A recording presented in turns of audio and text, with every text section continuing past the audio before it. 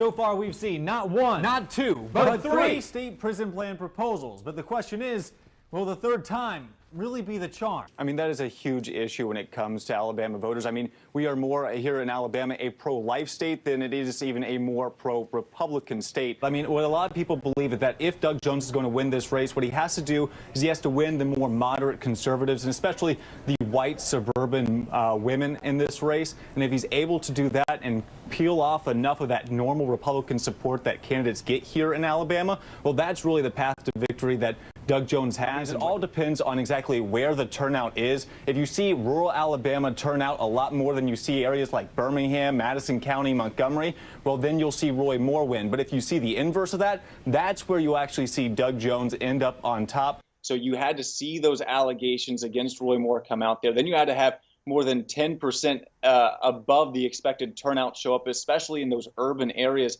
And it took all that for Doug Jones to just win by under 2%.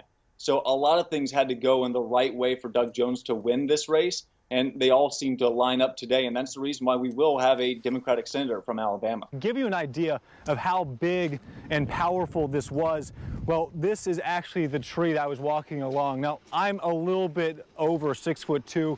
This has me by a good 1.5 feet. In fact, if you go back 25 years ago, well, a lot of the roads look pretty similar, but what has changed is the value of $1, which if you bring it to current times, well, it only gets you about 58 cents in today's money.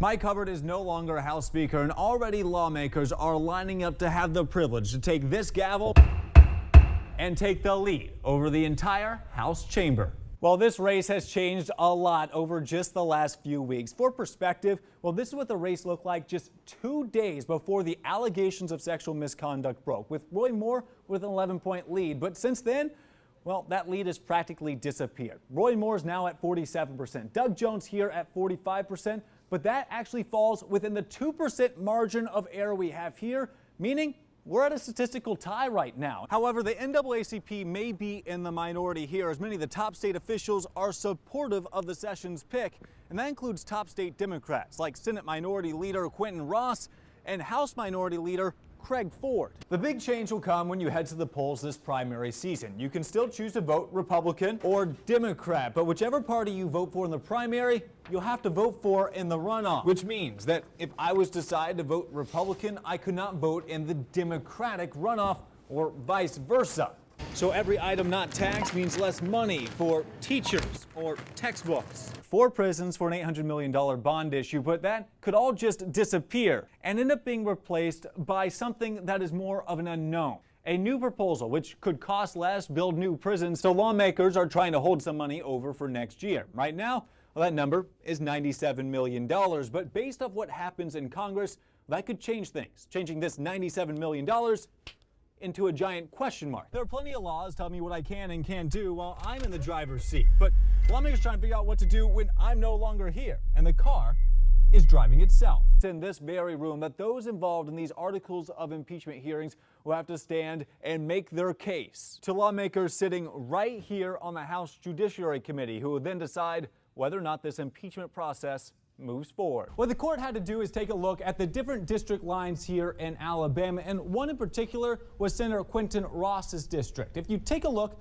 well, you can see this weird little shape. But what the court found is that this district and 11 others were racially gerrymandered, and it will have to be redrawn, which went from a map that looks like this one and was ruled unconstitutional to the one below. How these RCOs are supposed to work is basically split the state into different regions, allowing these different areas and local organizations to take care of the Medicaid patients there, giving them money per person on Medicaid.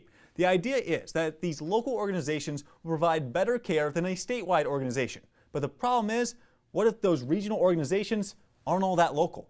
Now, all of this paperwork right here was meant just to deal with the process of articles of impeachment, but not the contents themselves. See, there are a lot of documents that are involved here, and if you start to stack up the pages already turned over, well, you start seeing how high the pile can get. To the point when you're finished stacking, well, you have a nice little armrest for someone who's 6'3" like me. But if you want to imagine how many more documents are being requested, imagine a stack 90 times larger than this one.